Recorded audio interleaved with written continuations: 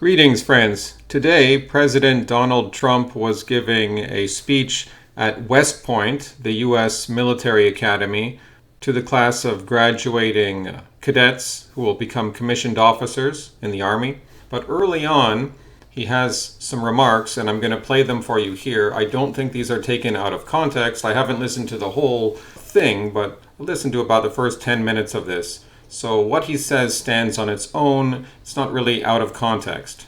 And I should say that this is available from Global News, but it seems that most of the major media is omitting this. And if you try to watch the broadcast on YouTube from ABC News or some other outlets, the part where Trump is saying this, which I'm going to play for you, is actually cut out. And it comes across as maybe they had technical difficulties.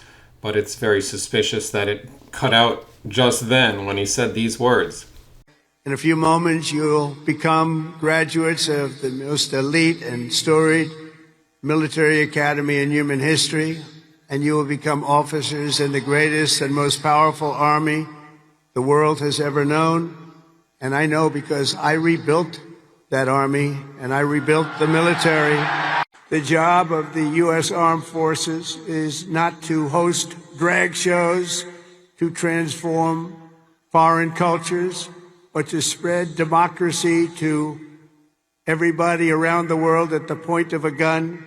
The military's job is to dominate any foe and annihilate any threat to America anywhere, anytime, and any place. So Trump said the job of the U.S. Armed Forces is not to host drag shows, to transform foreign cultures, but to spread democracy to everybody around the world at the point of a gun. So let's deal with that first before the second part about annihilating America's enemies.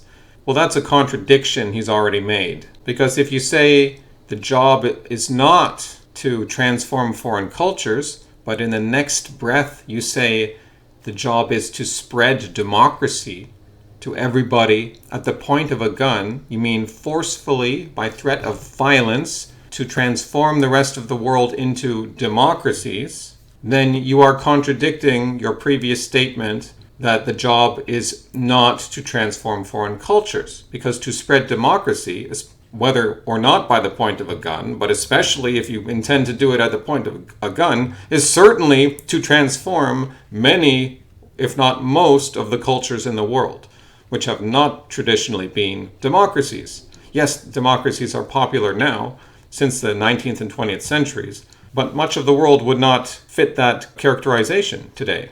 A country can claim to be democratic, and then you say they're not, and who gets to decide? Well, maybe the U.S. military gets to decide. I mean, North Korea calls itself democratic, doesn't it? And plenty of African dictatorships might call themselves democratic, but who gets to decide? Well, the one with the force. So this isn't anything new that the U.S. military would do this, and of course democracy is used cynically to mean become part of the global liberal order, the global American empire, culturally, commercially to be tied into that empire. Of course, it hasn't always really been about what is the will of the majority of the people in these countries, but they've used democracy, that system, is a charade anyways, because we've seen how illiberal liberal countries can become. That sort of degeneracy of skittles comes out of liberal values, of which democracy is very much part of the matrix. So you're not going to solve anything by trying to combat drag shows, but promoting democracy. That basically works at counter purposes. You don't want to give these people the right to express themselves in a democracy. So as to the second part, where he says that the job of the military is positively to annihilate America's enemies and eliminate America's threats anywhere, anytime, and any place. That's just funny because he's basically saying the same word twice, like anywhere, and then he says any place. That's the same thing.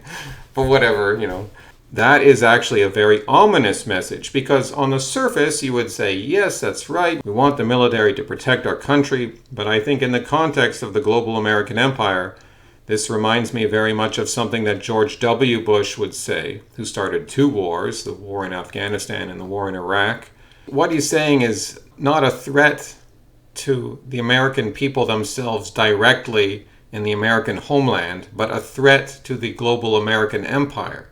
Maybe any potential threats to American military bases around the world, of which there are many, and commercial threats. They don't like that China is the number one preferred trading partner for the majority of the world's countries. They don't like that they're losing some of that trade progressively by the decade to China, to the resurgence of Russia now.